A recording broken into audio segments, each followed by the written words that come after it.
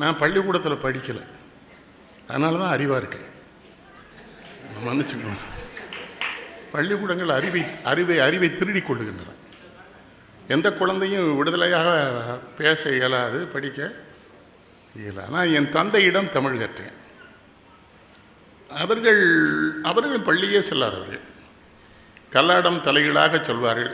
இவர் கிருபானந்த வாரியார், ஆசாஞான சம்பந்தம், கீவா ஜெகநாதன் எல்லோரும் அது ஒரு அரண்மனை போல் ஒரு வீடு அவர்கள் கட்டியது. அதற்கு வருவார்கள். யாருமே தந்தையின் முன்னாலே அமர்ந்ததில்லை. ஆனால் அவங்கள்ட்ட ஒரு பலவீனம் இருந்து எல்லோரும் ஜாதி சொல்லி தான் கூப்பிடுவாங்க. ஏன்னா அந்த காலத்தில் அது இருந்தது. ஆனால் அந்த காலத்தில் நேர்மையாகவும் இருந்தது. ஒழுங்காக சுப்பையா பிள்ளை ராமசாமி நாடார்னு போட்டான். இப்போ அந்த பிள்ளை நாடார்னு எடுத்து மனசுக்குள்ளே வச்சுக்கிட்டானுங்க. வெளியில் தனியாக பேசுமா ஏட்ட நைஸாக கேட்க, நீங்கள் நம்மால் தானாங்க. அவன் என்ன சொன்னான், பாரதி சாதிகள் இல்லையடி பாப்பா, குலத்தாழ்ச்சி உயர்ச்சி சொல்லல் பாவம், நீதி உயர்ந்தமதி கல்வி அன்பு நிறைய உடையவர்கள் மேல். எவன்கிட்ட நீதி இருக்கோ, எவன்கிட்ட உயர்ந்த மதி இருக்கோ, எவன்கிட்ட அன்பு இருக்கோ, அவன் மட்டும்தான் உயர்ந்தவன். அதில் எப்படி ஜாதி? ஆனால் என் பையனுக்கு இதெல்லாம் சொல்லி கொடுத்தேன். என் பையன் ஒரு பெரிய எழுத்தாளர் இருப்பான் தமிழ்நாட்டில். இந்த மூங்கில் மூச்சுன்னு ஒரு தொடர் ஆனந்தவனில் எழுதி ரொம்ப புகழ் பெற்றுட்டான். அவன் ரொம்ப புகழ் பெற்றுட்டான், என்னை விட. ரொம்ப மகிழ்ச்சி எனக்கு.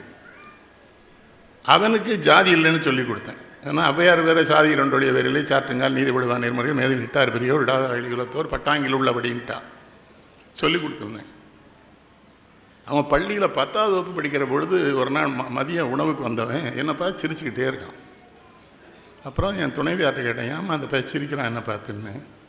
நீங்கள் சாதியெல்லாம் இல்லைன்னு சொல்லி கொடுத்தி அவனுக்கு. அவங்க தலைமை ஆசிரியர் சாதி சான்றிதழ் வாங்கிட்டு வாங்கிறான். அப்பா அப்படி சொன்னார், பள்ளிக்கூடத்தில் அப்படி சொல்கிறான்னு கேட்குறான். நான் உடனே இந்த தாசில்தார் தான் அந்த சான்றிதழ் கொடுக்கணும், அந்த வட்டாட்சியர். அது ஒரு தம்பி அவனுக்கு தொலைபேசியில் கூப்பிட்டு, எப்பா இவனுக்கு சாதி சான்றிதழ் வேணுமே. அவன் சொன்னால் நான் பேக்வேர்டே போட்டு கொடுக்குறேன். நான் சைவ பிள்ளை ஃபார்வேர்டு, நாங்களும் பிராமணனும் தமிழ்நாட்டில் ஃபார்வேர்டு. எப்படா பேக்வேர்டு போட்டு கொடுப்பேன்னா துளுவ விழாளர்னு போட்டுருவேன். அதுக்கு மேலே இதாக இருக்கேன்னா இசை விழாளர்னு போட்டால் மோஸ்ட் பேக்வேர்டுனா இசை விழாளர்னா சாமி உங்களுக்கு தெரியும், அது எங்கள் ஊரில் போட்டால் எங்களை கேவலப்படுத்துவானுங்க. அப்போ சிரிச்சுக்கிட்டே கேட்டேன், எப்படி அப்படி மாற்றுறீங்க, இல்லை என்ன வித்தியாசம்னு. 500 ரூபா தான் வித்தியாசம். எவ்வளவு? சாதியற்ற சமுதாயத்தை உருவாக்க வேண்டும் என்கிற பாரதி பிறந்த மண்ணிலே பிறந்தவன் தான். என் வாழ்க்கையில் கிடைத்த மிக பெரும் பேர், மனோன்மணி ஆசிரியர் சுந்தரம் பிள்ளை எந்த கல்லூரியில் முதல்வராக இருந்தாரோ அதற்கு ஒரு வருடம் போனேன். படிக்கலை, போனேன். போயிட்டு அங்கே தான் பாரதி படித்தான், அங்கே தான் புதுமை பித்தன் வந்தார். அங்கே தான் எங்கள் தமிழ்நாட்டின் மிகப்பெரிய அறிஞரெல்லாம் அந்த மாவட்டத்தில் தான். அப்போ எங்கள் தந்தையாரோடு இருக்கிற பொழுது அவங்ககிட்ட தமிழ் கற்றேன். அவங்க வெண்பா உருகாலில் கல்லாலை வெள்ளுவலை கண்பார்க்க கையாளுதானே பெண்பாவி பெற்றாளை பெற்றாள் பெரும்பிளையாய் பெற்றாள் எற்றோமற்றன்னு சொல்லுவாங்க. சொல்லணும்னா அடுத்த வெண்பாவுக்கு போயிட்டுருவாங்க. ஒரு தடவை வாரியார் சாமிகள் திருநெல்வேலியில் பேசிகிட்டு இருக்காங்க. எனக்கு 10 வயசு. முருகன் ஒருவன் தான் ஆண்மகன்னார். நான் எந்திரிச்சு சொன்னேன், இல்லை பிரம்மாவும் ஆண்மகன் தான். அவர் உடனே மேடை கூப்பிடார், சின்ன பையனை மேலே வாங்கினாங்க. இந்த ஊரில் கூட்டத்தில் வந்து சும்மா இருக்காமல் சொல்லிட்டான். அவங்க முதலாளி மகன் தான் கும்பிட்டார். அப்பா சொல்லி கொடுத்தாங்களா இல்லை நான் யோசித்தேங்க. வீட்டுக்கு போகும்போது தந்தையார் கடையிலேருந்து வந்துட்டாங்க. கிருபானந்தாரியோட போய் என்ன கேட்டேன் நீங்க? இல்லை அவர் சரிதான், அது நீ சொன்னது தான், இவனும் திருமாலுடைய தொப்புள்லேருந்து வந்தவன் தான். அதனால தானே சண்டையே வந்தது அவங்களுக்குள்ள. அது மச்சானுக்கு வந்த சண்டை தானே அது. எல்லா சிவன் கோயிலையும் பெருமாள் வச்சுருக்கோம்ல, எந்த பெருமாள் கோயிலையாவது சிவன் இருக்கானா? பட்டாச்சாரியார் சிவாச்சாரியார் சொல்லுங்கள். அது திருநெல்வேலூர் பையன் என்கிட்ட வந்து கேட்கான், எப்படி அண்ணாச்சி நம்ம கோயிலில் பெருமாள் இருக்கார், அங்கே இருப்பில்ல பெருமாள் தங்கச்சியை நம்மால் கட்டியிருக்காரு, அதனால் அட்ஜஸ்ட் பண்ணி தான் தீரணும், வேறு வழி கிடையாது. அவன் பெருமாள் ஒன்று இவர் தங்கச்சியை. எனக்கு ரொம்ப வருத்தமாக இருக்கிறது. சிவனை கருப்பு நிறமாக படம் போடுகிறார்களே, யாராவது கேட்குறோமா? அவன் எரிதழல் மேனியன் இல்லையா? அவன் செம்பொன் மேனியன். அவள் தான் கண்ணனுக்கு தங்கச்சி, அவள் தான் கருப்பு, உமையம்மை தான். அங்கே அவன் கண்ணன் கருப்பு, திருமகள். தஞ்சாவூருக்கு போயிருந்தேன், ஒரு மடத்துக்கு என்ன கூப்பிட்டுப்பாங்க. அந்த மடத்தில் சாமிலாம் இருந்தாங்க. நான் கும்பிட்டே வந்தேன். சிவனை கருப்பாக படம், சாமிங்க வாங்க, நீங்கள் இருக்கிற மடத்தில் இப்படி இருக்கலாமா, மாற்ற வேண்டாமான்னு. அதான் தம்பி சிவன் சொன்னான், நாங்கள்லாம் போனால் போயிட்டு சும்மா வந்துடுவோம், அண்ணாச்சி ஒரு தடவை கேட்பாரு, தப்பு திருத்து. இவன் என்ன சொன்னான், கொடுமை கண்டு பொங்குவாய் வா வா வாங்க. பாரதி தமிழ்நாட்டில் பொங்கவே மாட்டுக்கானே. எது சொன்னேன், சோறு கூட பொங்க மாட்டுக்காங்க. எல்லாமே இலவசம். 20 கிலோ அரிசி இலவசம், அப்புறம் அடுப்பு இலவசம், டிவி இலவசம். மானமற்று போய் வாழ்கிறார்களே தமிழர்கள்.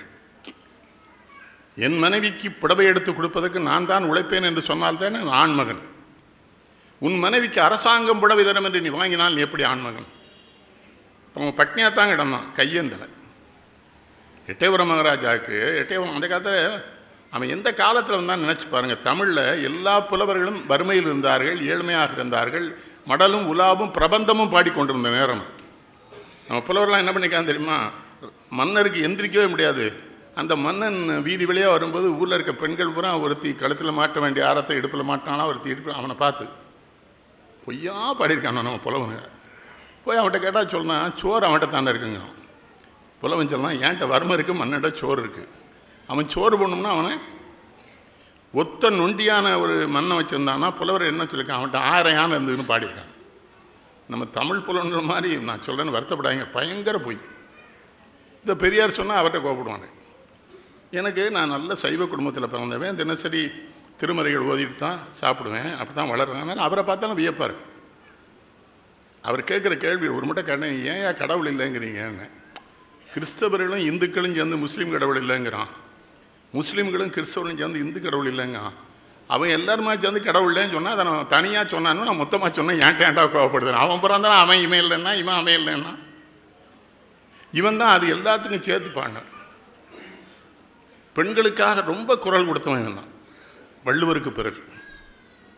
இப்போ இங்கே கூட சொன்னாங்க ஐயா இந்த நங்கடம்பனை பெற்றவன் பங்கின தன்கடம்பை திருக்கு. அவன் தானே தன்கடன் அடியேனையும் சாங்குதல் என் கடன். அதுதான் அது அப்படியே தூக்கமா நமக்கு தொழில் கவிதை நாட்டிற்கு குலைத்தல் இமைப்பொழுதும் சோராதிருத்தல் உமைக்கினிய மைந்தன் கணநாதன் நம்குடியே வாழ வைப்பான் சிந்தையே இம்மூன்றும்.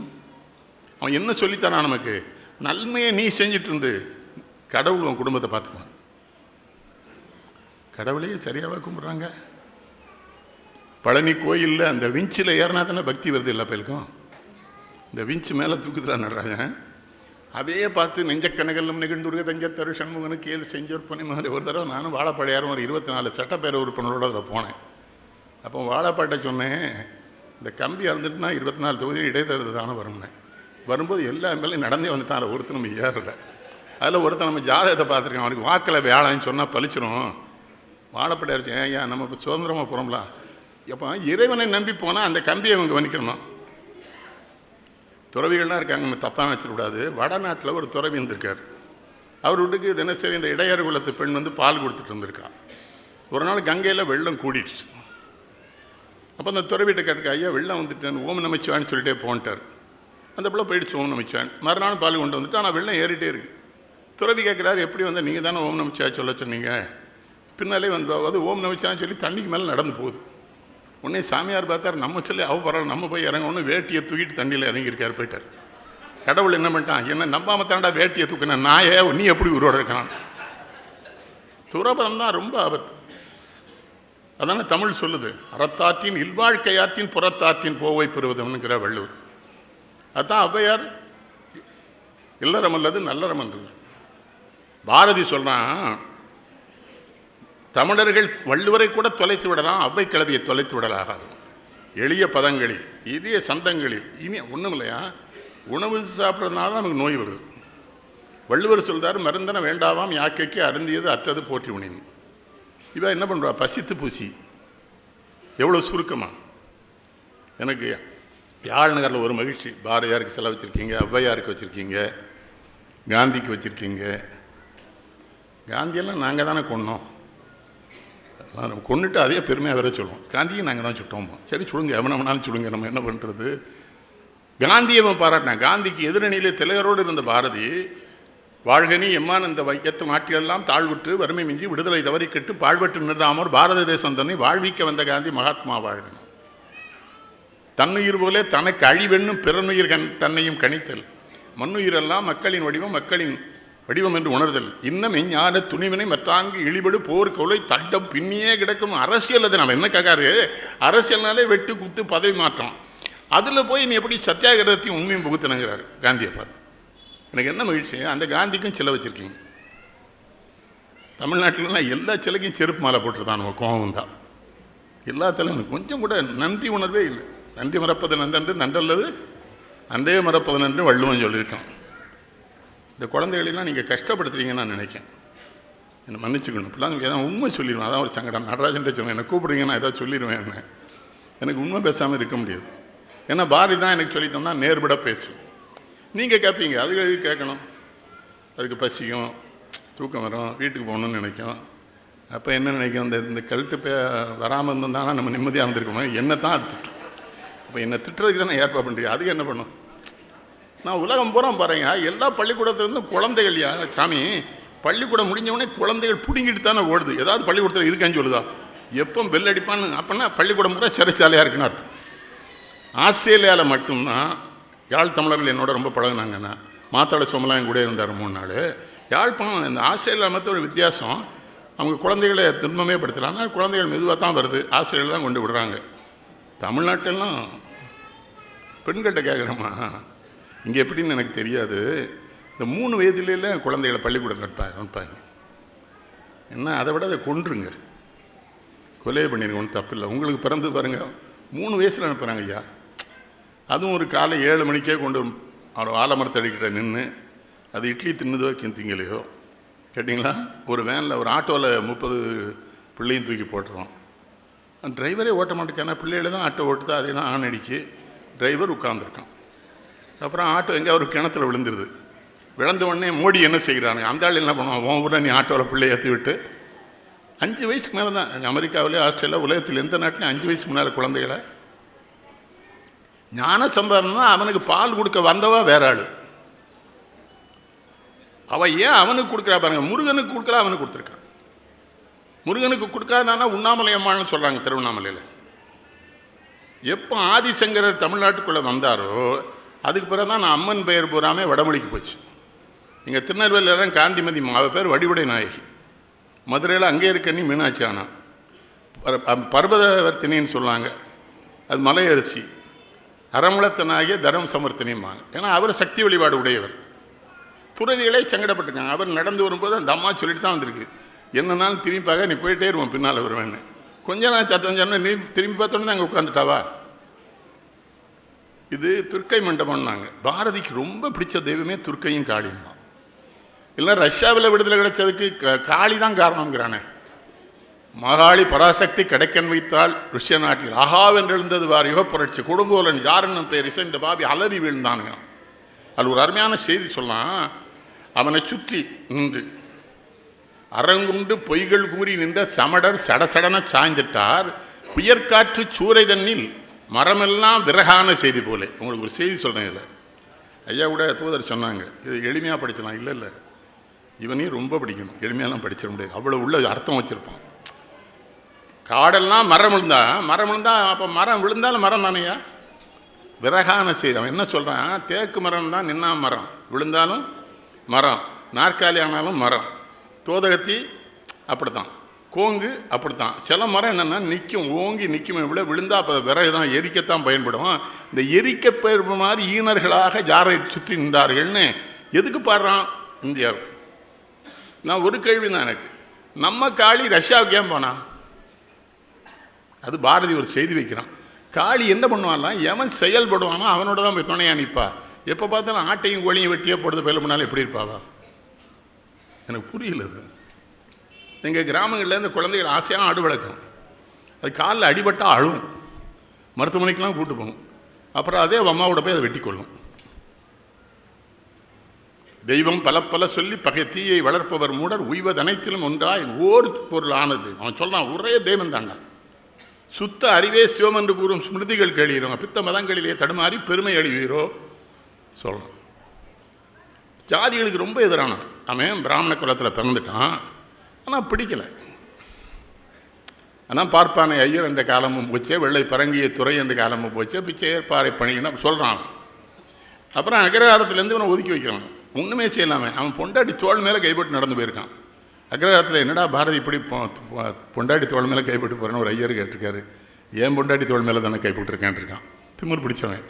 அவர் அப்புறம் ஊரை விட்டு ஒதுக்கி வச்சா என்ன பண்ணுறாரு, கடையத்தில் போய் உட்காந்துக்கிட்டு அந்த ஊரில் சலவை தொழிலாளி இருக்கார்ல மாடசாமி, அவர் வீட்டிலேருந்து இட்லி வாங்கி சாப்பிட்டுட்டு பிராமணாலாம் குளிக்க வரும்போது மாடசாமி ஆற்று இட்லி ரொம்ப நல்லா இருக்குடா, சுவையாக இருக்குது பம்பு.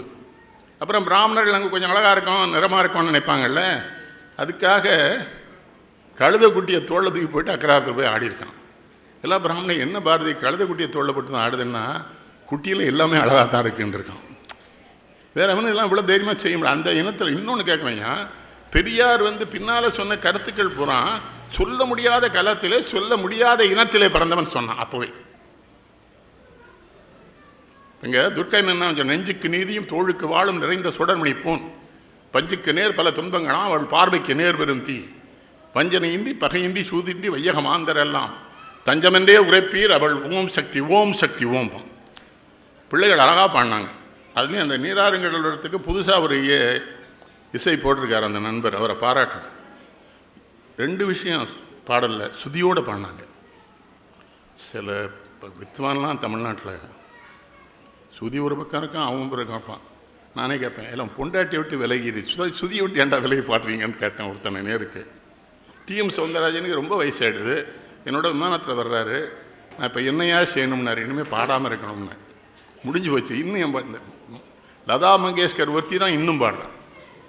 அப்போ முற்படத்தளபதி மனேக்ஷா சொன்னார், அவள் சென்ற பிறவியில் சிவபெருமானுக்கு தேனும் பாலும் அபிஷேகம் பண்ணியிருக்கா, அவள் குரல் இன்னும் ஒரு இதுக்கு மேலே. இவன் என்ன சொன்னான், பாரதி ஒரு நாடகத்தை பார்க்க போயிருக்கான். கிராமத்தில் நாடகம் இருக்குது. நாடகத்தில் ஒரு மன்னர் என்ன பண்ணுறாரு, விஷம் குடிச்சிடுறாரு. விஷம் குடிச்சுட்டு அவர் பாட ஆரம்பிச்சார். மயக்கம் வருகு தையான் இருக்கான். பாரதி வந்துருக்கான், விஷம் குடிச்சிடல செத்து போன்றிருக்கான். விஷம் குடிச்ச பேருக்கு என்னடா பாட்டு. அப்போ எவ்வளோ நேர்மை பார்த்தீங்களா, அவன் செத்துருன்னு இருக்கான். அப்புறம் அவர் சின்ன வயசில் ஒரு காதல் வந்திருக்கு அவருக்கு. ஷண்முகடின்னு ஒரு இந்த தேவதாசி குல பெண்ணை விரும்பிட்டார். அதனால தான் அவங்க அப்பா அந்த கல்யாணத்தை பண்ணி வைக்கிறார். அப்போ தான் அவன் என்ன சொன்னான், 9 பிராயத்தால் என்னை விழிக்கு ஓதுகாதை சகுந்தலை ஒத்தனாலே என்பதை யாருக்கும் மைய. அவன் என்ன சொன்னான்னா, வயது முற்றிய பின்னொரு காதலே மாசுடைத்தது தெய்வதம் என்று காண்கிறான். ஒரு வயசுக்கு மேலே காதல் அது காமண்டா. எனக்கு இந்த கேரளாக்காரங்களை ரொம்ப பிடிக்கும். அவனுக்கு படத்தில் காதல் எப்படி சொல்லலாம் தெரியுமா, காமுகன் காமிகை தான் சொல்லலாம். ஏன் என்னுடைய காமிகிம்மா, அவள் என்னுடைய காமுகன்பா. ஆனால் இவனு திருக்குறளை காமத்து பால் எடுத்துட்டானுல, இன்பத்து பாலுங்கானே. எனக்கு தெரிஞ்சுமா, திருக்குறளை பண்டிதமணி முருகேசன் செட்டியார் இருந்தாங்க. அப்போ 92 வயசு, காதில் வயிறு கிடக்கன் தொங்கும், தெங்காய் சிறுவலர் எடுத்தவங்க டிகேசி மேடையில் இருக்காங்க. பண்டிதமணி முருகேசன் செட்டியார் சொல்கிறார், எங்களுக்கு அறத்துப்பால் பொற்பாலெலாம் விட்டுருங்க, காமத்து பாலை காப்பாற்றி வைங்கிறார். டிகேசி அவர் அப்படி பார்த்து ரசிக்கார். அவர் பேசி முடிச்சோன்னே சொன்னார், ஐயா இதை இவ்வளோ உறுதியாக சொல்கிறாங்கன்னா அவள் சின்ன பிள்ளைகள் எவ்வளோ வாழ்ந்துப்பாங்கன்னார் இவர் டிகேசி.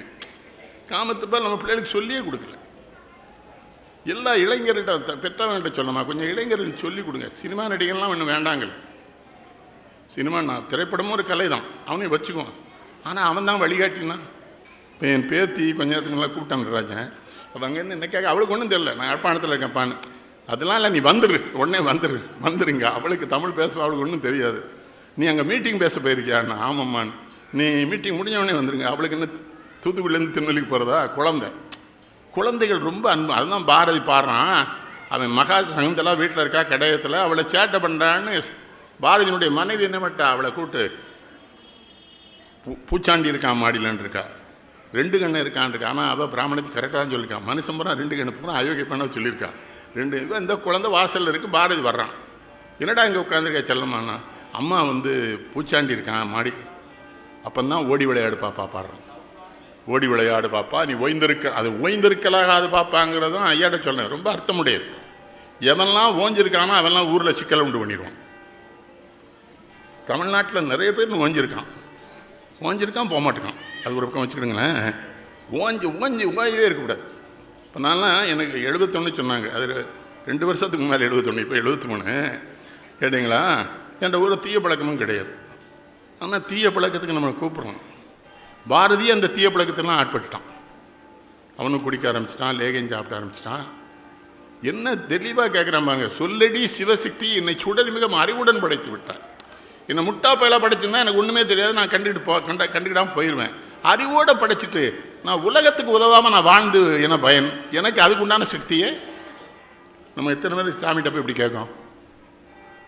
மாணிக்கவாசர் சொல்கிறால, கேட்காதங்கர்ல, வேண்டத்துக்கு அது இறைவனி வேண்டாம் முழுதும் தருவனி வேண்டும் அயன்மாலுக்கு அறிவனி வேண்டியம்மை பணி கொண்டாய் மாணிக்கவாசகன் சொல்லார், கோயிலில் போய் எதுவும் கேட்காத, உன்னை அவன் பிறக்க வைக்கும்போது எல்லாம் செட்டில் பண்ணி அனுப்பிச்சிட்டான், இனிமேல் அவன் கம்ப்யூட்டரில் வைரஸ்லாம் நுழையாது. ஒருத்தன் கூட சாமி முடிய போக மாட்டேக்கானே. என் நண்பன் ஒருத்தன் இந்த ஆங்கில வருஷ பருப்பு பூரா திருப்பதிக்கு போயிடுவான்.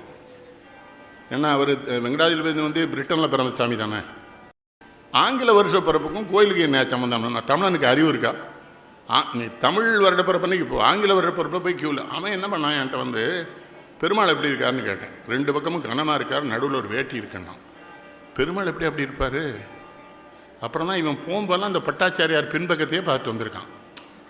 இவன் போகும்போது அவர் குனிஞ்சு பூஜை பண்ணிட்டு இருந்திருக்கார். அந்த நாய் 30 வருஷமாக அதை பார்த்துட்டு 2 பக்கம் கனமாக இருக்குது, பெரிய வேட்டி இருக்குண்ணா.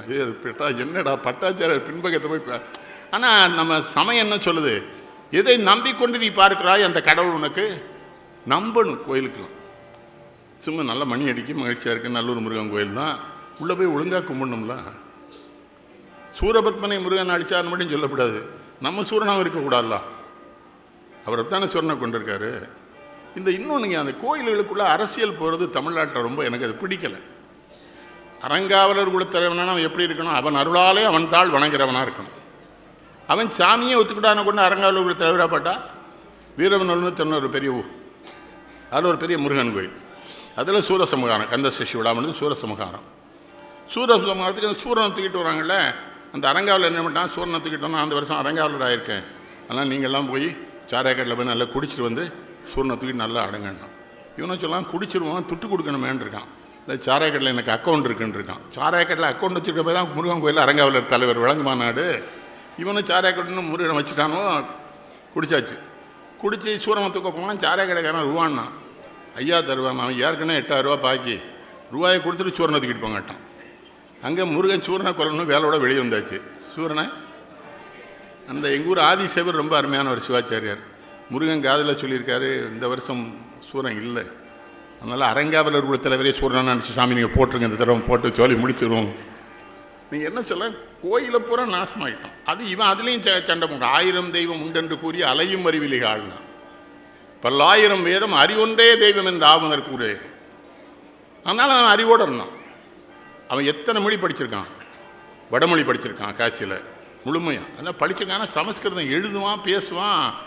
அவனால் அதில் சொற்பொழிவு நிகழ்த்த முடியும். மலையாளம் தெரியும், தெலுங்கு தெரியும், கன்னடம் தெரியும், துளு தெரியும், லாட்டின் தெரியும், ஃப்ரெஞ்சு தெரியும். இத்தனை மொழியை படிச்சுட்டு தான் யாமறிந்த மொழிகளிலே தமிழ் மொழி போல் இனிதாவது எங்கும் காணும். ஒரு மொழியை வச்சுக்கிட்டே தமிழ் வாழ்க்கைங்கப்படாது. இத்தனையும் தெரிஞ்சுக்கிட்டு தானே தெளிவு அவன் சொன்னான். அதில் படிக்க நல்ல கவனிங்க, ஐயாட சொல்கிறேன். அவன்கிட்ட ஒன்றும் அர்த்தம் பார்க்கணும். யாம் அறிந்தேன்னு சொன்னாங்க, நான் படித்த மொழிகள்லேயும் சொல்லலை. படித்தல் வேறு, அறிதல் வேறு. நம்ம பள்ளிக்கூடங்களும் பல்கலைக்கழகங்களும் படிப்பு திறமையோடைய அறிவை தரவே தராது. ஜெயகாந்த் ஒரு தடவை சொன்னார், சில அறிவுடையவர்கள் பல்கலைக்கழகங்களிலே மாட்டி தப்பித்து வந்து விட்டார்கள்னார். புரியுதா? நீங்கள் நான் தமிழ்நாட்டில் நான் பட்டிமன்ற நடுவர்னா பல பேராசிரியர் வரமாட்டான். இப்போ நான் வரும்போது எங்கள் வேலூர்லேருந்து பத்மனார் பேசினார், புலவர் பத்மனார். என்ன புலவர்னு, ஐயா 27ஆம் தேதி நீங்கள் வரேன்னு சொல்லிட்டீங்க. ஆமாம், நான் நீ கேட்டால் வரேன்ட்டேனேன்னு. இல்லைங்க, அதில் ஒரு இடையூறுனார். என்ன இடையூறுன்னு, இந்த பேராசிரியர்கள் 9 பேரும் வரேன்னு முதல்ல சொல்லிட்டான். நீங்கள் நடுவர்னு 27ஆம் தேதி எல்லாருக்குமே காய்ச்சல் வரும்னு சொல்லிட்டானுங்க மொத்தமாகவே.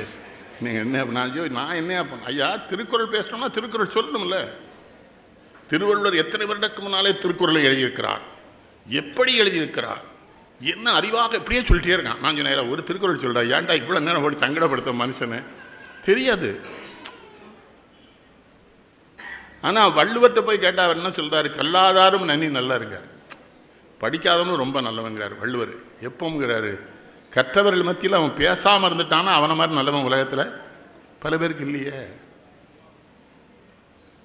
இப்போ என்கிட்ட கேட்குறாங்க, ஜெயராஜே கேட்பார் கம்புவாரதியே, எப்படியா இத்தனை பாட்டு மண்டையில் இருக்குன்னு. நான் வந்து மனப்பாடம் பண்ணலை, படிக்கிறேன், இந்த செய்யுள் உள்ளே போயிடுது, ரசித்து படிக்கணும், சுவைச்சு படிக்கணும் இல்லையா? இப்போ தோடுடைய செவியன் விடை எறிய தூவன் மடி சொல்லி காடுடைய சுடலைப்பொடி பூசியன் உள்ளங்கவர்களும் ஏடுடைய மலரான் உன்னை நாட்பழிந்து ஏத்த அருள் செய்த. அவன் எப்படி பாடினாத அந்த சின்ன பிள்ளை ஞான சம்பந்தன்? அது என்ன தோடுடைய செவி? சாமி சொல்லுங்களேன், யாராவது சொல்லுங்கள் தெரிஞ்சா. என்கிட்ட இது ஒரு சங்கடம், முன்வரிசையில் இருக்கப்படா, நான் எதாவது கேட்டுகிட்டே இருப்பேன். அது வேறு தமிழ்நாட்டில் ஒருத்தர் முன்னரிசிக்கே வரமாட்டேன், ஏதாவது கேட்பார் பாருங்க, பின்னால் பேர்ந்துருவாங்க. அவன் அவங்க அம்மா கருப்பு, உமையம்மை கருப்பு, அப்போ செம்மேனியன். பிள்ளை வானத்தை நோக்கி வானத்தில் தான் நிற்கிறாங்க, பார்க்குறவனுக்கு இந்த மேகத்தோடு கலந்துருதா அம்மா. ஆனால் அம்மா அவனுடைய தோடு தெரியுது, பெரிய தோடு இவனுக்கு. அப்பாவும் தெரியுறான். அப்போ தோடுடைய செவியன் இவ தோட்ட. சரி, சுந்தரமூர்த்தி நாயனார் திருத்தொண்ட தொகை எப்படி பண்ணார்? தெல்லைவாழந்தனத மடியாருக்கு முடியும் திருநீல குண்டத்து என்ன வருஷப்படுத்துறாரு பார்த்தீங்களா? அவர் எதில் பாதிக்கப்பட்டாரோ அந்த உழுவையில் தான் பாடுறார். அவர் இந்த 2 பெண்கள் மேலே காதல் வச்சு தானே சிவபெருமானை தூது விட்டார். அந்த சங்கடத்தில் என்னமோ முதல்ல யாரை சொல்கிறாரு? திருநீலகண்டத்தை. அவனை மாதிரி என்னால் அந்த காம்பவுண்டரை திறக்க முடியல. அடுத்து இல்லையே என்னால் இயற்பகை அவன் மனைவியே திறந்தான கடவுளுக்காக. அப்படி அது நீங்கள் ஒவ்வொன்றையும் உளவியல்லையே பாருங்கள் நம்முடைய பாடல்களை. நாங்கள் வரும்போது என்ன நினச்சிட்டு வந்தோம் தெரியுமா? ஒரு தனிப்பாட்டில் ஒரு புலவன் பாடியிருக்கான். கங்குல் யானை காலில் படுத்தினும் படுக்கலாம், சுடர்வெளி பகுவாய சிங்க வாயிடை செலுத்தினும் செலுத்தலாம், வெங்கன் நரகிடை வீழ்த்தினும் வீழ்த்தலாம், விடையேறும் நாயக என்ன சொல்லலாம்? விடையேறும் நாயக தமிழ் அறியாதார் முன் இயம்புதல் தடுப்பாயேங்க. நீ என்னை யானைக்காலில் போட்டு கொன்று, இல்லைன்னா சிங்கத்து வாயில் கொடுத்துரு, இல்லை என்ன நரகத்துக்கு வேணாலும் அனுப்பு, தமிழ் தெரியாதவனால போய் நான் தமிழ் பேச வச்சிடாதேன்னு ஒரு புலம் எவ்வளோ சங்கடப்பட்டுப்பான் அந்த காலத்தில். இவன் அந்த நேரத்தில் வந்தேன். வறுமை அவனை துன்பப்படுத்த. வறுமை ஏன் துன்பப்படுத்த யோசிங்க. இப்போ வேளாண்மை அமைச்சர்கிட்ட நான் பேசியிருந்தேன்.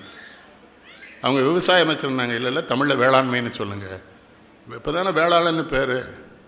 அதனால் வஉசி அவன் பாராட்டும் சொல்லுவான். வேளாளன் செலவுக்கும் தான் தமிழத்தார் மன்னன் என்று மீண்டான் என்று கேளாத கதை விரைவில் கேட்பாய் நீ வருந்தலை என் கேண்மை கோவேன். அப்போ நான் விளையாட்டாக சொல்ல நான் பாரதத்தை கேட்குறேன். ஜாதியே இல்லைன்னா வேளாளனுங்கிற வஉசியன்னு. அவன் சிரிச்சுட்டே சொன்னான், வேளாண் தொழில் செய்கிறவங்க சிறைக்கு போக மாட்டாங்க, எந்த குற்றமும் செய்ய மாட்டாங்க, ஊருக்கு சோறு போடுறவன் தப்பு பண்ண மாட்டான், அவன் ஜெயிலுக்கு போக வேண்டிய அவசியமே இல்லை. ஆனால் இவன் என்ன பண்ணான்? இந்த வேளாளன் சிறை புகுந்தான், இவனாக போனான் அந்த நாட்டுக்காக. அவனுக்கு என்ன வருத்தனுக்கு வஉசிக்கு தனியாக ஜெயிலில் இருக்கோன்னு அவனுக்கு ஒன்று புரியலை. வருந்தலை என் கேண்மை கோவேன்னு. மாப்பிள்ளை உன் மனசுக்குள்ளே நான் இருக்கேன், நீ தனியாக இருக்கேன்னு இப்படி நினைக்கிறேன்னு கேட்கான் வஉசி. ஐயா சொன்னாங்க வஉசியெல்லாம். இந்த காலத்தில் வஉசியை பற்றி சொன்னால் எங்களை பயில ஒன்றும் சொல்லலாம் தெரியுமா? பூரா கிறுக்கணும்னா வாழ்ந்துருக்கானுவோ. பொண்டாட்டி பிள்ளையை விட்டுட்டு இந்தியா எக்கேடு கேட்டான்னா இந்த அளவுக்கு ஜெயிலுக்கு போனாங்க. எவ்வளோ மோசமாயிட்டோம் பார்த்தீங்களா தமிழ்நாட்டை கேட்டலாம். ஜெயலலிதாவுக்கு எல்லோரும் பெரிய பெரிய மனுஷன்லாம் இந்த அஞ்சலி செலுத்தினா. ஆனால் விஜய் வந்துட்டான்ட்டானே ஐயா, விஜயும் சிம்பு வந்துட்டாங்கன்னு விளங்கவே மாட்டீங்கண்ணா. நீங்கள் ஒரு நாள் விளங்க போகிறதில்ல. அந்த 2 பையனும் ஏன்ட பெரியமா இருப்பான். விஜய் என்னை பார்த்தோடனே கும்பிடுவான், மாமன் அவன் தனுஷும் கும்பிடுவான். நான் என்ன சொல்லேன், எத்தனை பெரிய தலைவர், பிரதமர் வர்றாரு, குடியரசுத் தலைவர் வர்றாரு, ஒரு 10 மாநிலத்து முதலமைச்சர்கள் வர்றாங்க, அதை பற்றி ஒரு பேருக்கும் தெரியல. இதுதானே சொல்லலாம். பாரதி எத்தனை பேருக்கு தெரியும் சொல்லுங்க. செந்தமிழ்நாட்டு புறனர் கொடுத்திக்கண் மறவர்கள் சேரந்தன் வீரர் சிந்தை துணிந்த தெலுங்கர் தாயின் சேவடிக்கை பணி செய்து ஒருவர் கன்னட ரோட்டியரோடு போரில் கால் நனைஞ்ச கலக்கு மராட்டர் இன்னகர் தேவர்களொப்ப இங்கு பொற்படையார் இந்த சாணத்து மலர் பூதல முற்றிடும் வரையில் போர்வர்கள் யாவும் மரப்புணும் வரையில் மாதரில் கற்புள்ள வரையில் போரில் மறைவர் கீர்த்திகொள் ரஜபுத்திர வீரர் பஞ்சநகத்து பிறந்தோர் முன்பு பார்த்தர் முதல் பலர் வாழ்ந்த நன்னாட்டார் துஞ்சும் பொழுதினும் தாயின் இந்தியாவை சொல்கிறான். இத்தனை பேர் போராடி தாண்டா இந்தியாவுக்கு சுதந்திரம் வந்துன்னு நம்பினானவே. அதனால தான் சுதந்திரம் யாருக்கு போகணும்னு நினைக்கிறான் தெரியுமா? பாரதி பள்ளர்கள்னு நம்ம உழவர்களை தள்ளி வச்சுருக்கோமே, அவனுக்கு சுதந்திரமானா தான் இந்தியாவுக்கு சுதந்திரம் வந்துங்க. ஆளுவோமே பள்ளு பாடுவோமே ஆனந்த சுதந்திரம் அடைந்து விட்டோம்னா அவங்க பாடுற மாதிரி பாடணும். இப்போ எல்லாத்துலேயும் கம்யூனிட்டி சர்டிஃபிகேட் தான். ஒருத்தர் ராஜீவ்காந்தி என்கிட்ட கேட்டார், ஐ பிலாங் டு ஃபார்வேர்ட் கம்யூனிட்டின்னாரு. நான் சொன்னேன், நெய்தர் ஃபார்வேர்ட் நார் பேக்வேர்ட், வி ஆர் நான் ஆக்வேர்டு பொசிஷன் சொன்னேன். அவர் ராஜீவ்காந்தி சிரிச்சுட்டு இது எழுதி கையெழுத்து போட்டு கொடுனார் என்கிட்ட. எனக்கு அரசியல் இல்லைன்னு எப்போ முடியும்னா அப்போ சொல்கிறார் என்கிட்ட, you go and do your propaganda work in Tamil Nadu, I am going to take into my கேபினெட்னார். இறந்து போயிட்டார். அப்புறம் நமக்கு எங்கே அரசியல் இல்லை. இப்போ ஐயாலாம் இருக்காங்க தெரியும், வேளாண் அமைச்சரத்தில் எதிர்கட்சி தலைவருக்கு. இது இன்னொரு மகிழ்ச்சி எனக்கு, அமைச்சரும் எதிர்கட்சி தலைவர் ஒன்றா வராங்களேங்க. அப்போவுமே நீங்கள் தமிழர், நான் எனக்கு என்ன அதிர்ச்சி வந்துட்டுனா, நீங்கள் தமிழர்களா இல்லையானே சந்தேகம் வந்துட்டு. ஒருத்தர் வெட்டிட்டு தான் தமிழன். நான் வந்தேன், இவர் வேளாண் துறை அமைச்சர்னார் நடராஜன். அப்புறம் சொன்னாங்க அவர் தான் எதிர்கட்சி தலைவர். ஐயோ என்ன 2 பேரும் ஒன்றா வராங்க, அந்த நாட்டில் பெரிய அநியாயமாக இருக்க அப்படின்னு. அப்போ தான் நினச்சேன், இங்கே தமிழர்கள் தன் நெறி தவறாமல் தன் நெறி பிறழாமல் தமிழர்களாக இருக்கிறார்கள் நான் தெரிஞ்சேன். அதான் தமிழ்.